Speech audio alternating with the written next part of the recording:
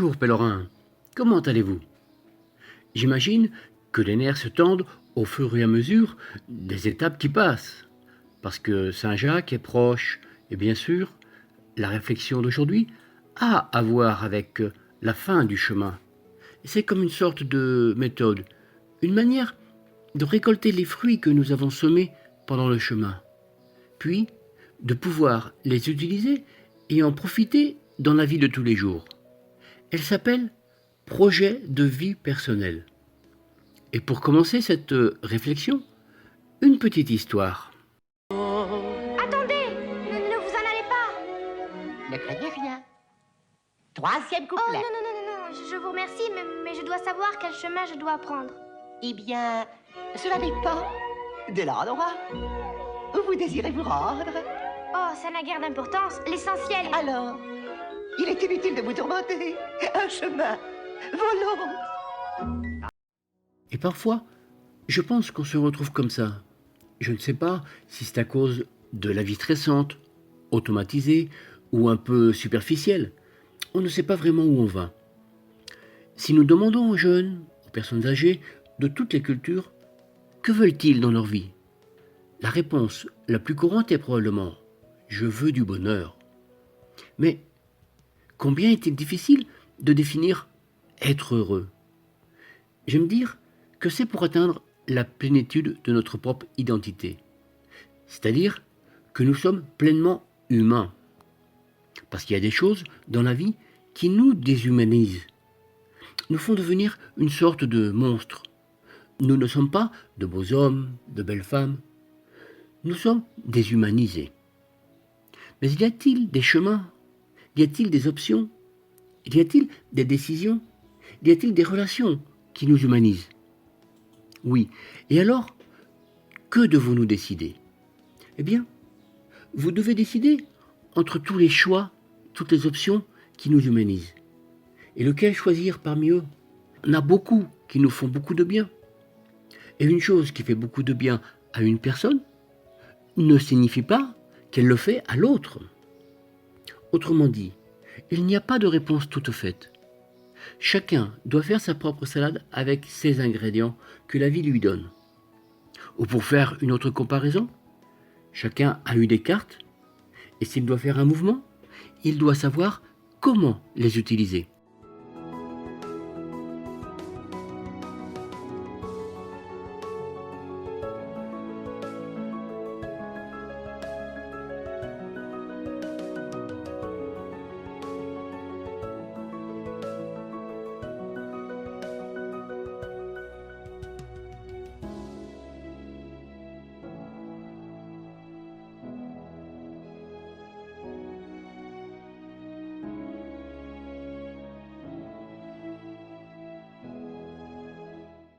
Et comment savoir quelle carte utiliser, quels ingrédients utiliser ou quelles décisions prendre?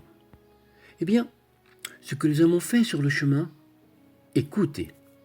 Une écoute profonde de vous-même et une écoute de la voix intérieure de qui nous habite, de l'esprit. Et cette voix, si vous l'écoutez, si vous la passez à travers un tamis, il y a des petites choses qui tombent. Il y en a d'autres qui restent. Quelles sont les vôtres? Soit dit en passant, tamis et discernement sont semblables. Donc, ce que nous devons faire est de discerner nos propres décisions. Et comment faites-vous cela?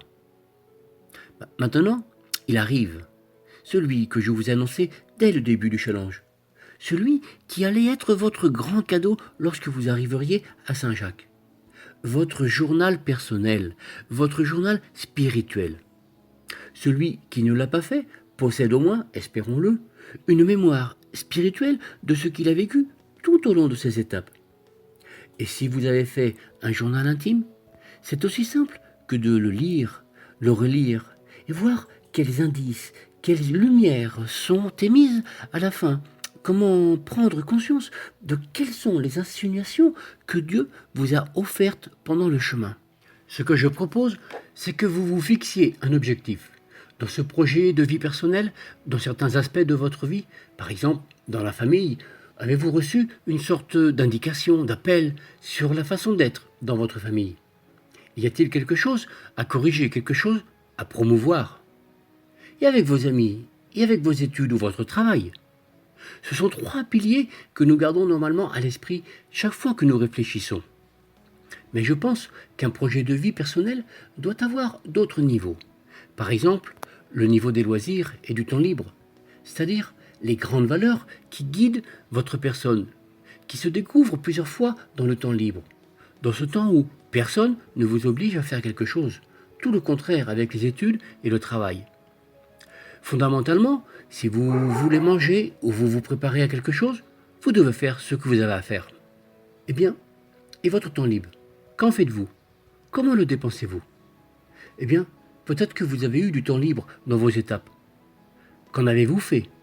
Comment le dépensez-vous? Eh bien, peut-être qu'ici, vous avez eu une sorte d'appel pour l'utiliser d'une autre manière, pour votre équilibre personnel. Oui, c'est un travail très important qui a à voir avec vous-même. Les heures de sommeil, la façon dont nous mangeons, le sport, la consommation de certaines substances ou programmes TV, ou encore Internet.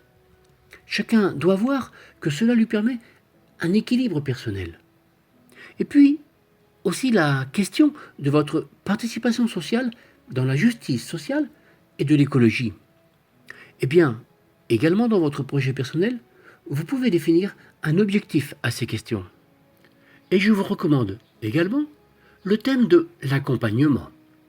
Cherchez une personne avec qui vous pensez avoir une certaine sagesse spirituelle pour vous aider, afin que les objectifs que vous mettez dans votre projet personnel puissent avoir un peu plus de valeur et une plus grande profondeur. Et maintenant, 2 derniers conseils qui sont: ne vous fixez pas d'objectifs dans tous les aspects que je vous ai dit. Non, s'il vous plaît.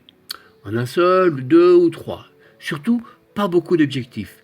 Car celui qui touche à tout ne touche à rien, disent-ils généralement. Et puis, s'il vous plaît, n'écoutez pas votre voix du perfectionnisme. C'est-à-dire qu'il ne s'agit pas ici de fixer des objectifs qui vous semblent bons. Que non, cela veut dire ne vous fixez que ceux que votre esprit vous pousse à faire.